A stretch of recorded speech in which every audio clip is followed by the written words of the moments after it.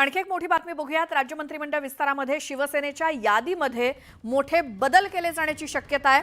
मंत्रिमंडळ विस्तार जेव्हा होईल तेव्हा शिवसेनेला मिळणाऱ्या मंत्रिपदाबाबत आणि किंवा मंत्र्यांबाबत काही बदल होणार आहेत। प्रगती पुस्तकामध्ये काही मंत्री हे नापास झालेत।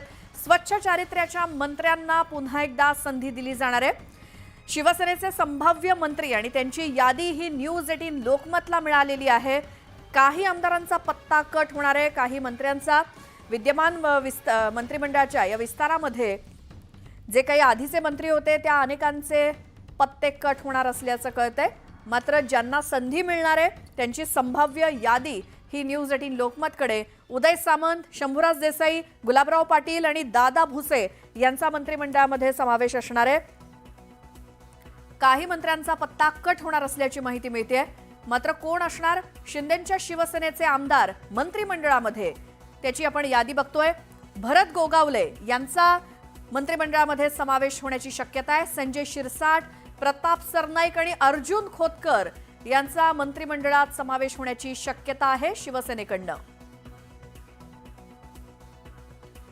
भरत गोगावले यांना मंत्रिपदाची लॉटरी लागणार आहे। संजय शिरसाट, प्रताप सरनाईक, उदय सामंत, शंभूराज देसाई, गुलाबराव पाटील, दादा भुसे यांचा मंत्रिमंडळात समावेश असणार आहे।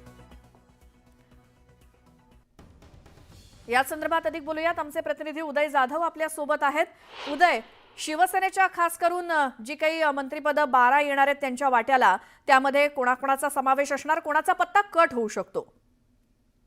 जी संभाव्य यादी उपमुख्यमंत्री एकनाथ शिंदे यांनी मुख्यमंत्री देवेंद्र फडणवीस यांच्याकडे दिलेली आहे आणि मुख्यमंत्री देवेंद्र फडणवीस यांनी ही शिवसेनेची यादी केंद्रीय गृहमंत्री अमित शहा यांच्या समोर देखील ठेवलेली आहे। त्यानुसार जी वरिष्ठ सूत्रांनी माहिती दिलेली आहे त्यानुसार अनेक बदल जे आहेत शिवसेनेच्या यादीमध्ये आपल्याला पाहायला मिळतात।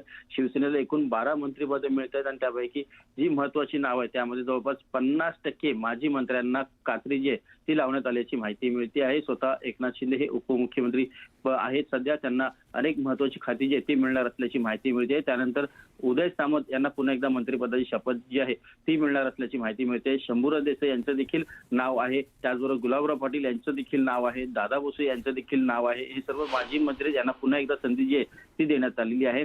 नवीन चेहऱ्यांमध्ये जर आपण पाहिलं तर भरत शेठ गोगावले यांचं नाव आहे, संजय शिरसाट यांचं नाव आहे, प्रताप सरनाईक यांचं नाव आहे, अर्जुन खोतकर यांचं नाव आहे, राजेश क्षीरसागर यांचं नाव आहे, विजय शिवतारे यांचं नाव आहे आणि भावना गवळी या एकमेव महिला आमदार आहेत, विधान परिषदेचे आमदार आहेत। मात्र विदर्भातलं एक चेहरा म्हणून त्यांना या यादीमध्ये त्यांचं स्थान जे आहे ते मिळालं असल्याची माहिती मिळते आहे। या यादीमध्ये काहीसा शेवटच्या क्षणी बदल देखील होऊ शकतो अशी देखील माहिती मिळालेली आहे। मात्र ही यादी जी आहे जवळपास अंतिम यादी असल्याचं सांगण्यात येतं आणि ही यादी केंद्रीय गृहमंत्री अमित शहा यांच्याकडे देण्यात आलेली आहे आणि या संदर्भात आता पुढील 48 तासामध्ये मोठी घडामोड घडणार असल्याची देखील माहिती मिळते आहे।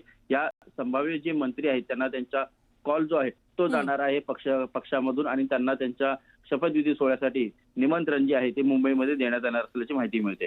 बिलकुल उदय, धन्यवाद या सगळ्या माहितीसाठी।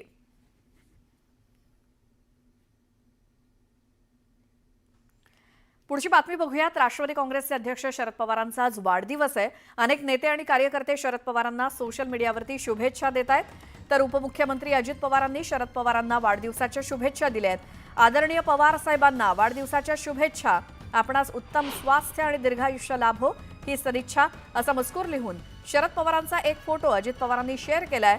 यंदा प्रथमच पवार घराण्यात 2 दिवाळी पाडवे पार पडलेत आणि त्यामुळे अजित पवारांना शुभेच्छा देणार का याकडे सर्वांचं लक्ष लागलेलं होतं।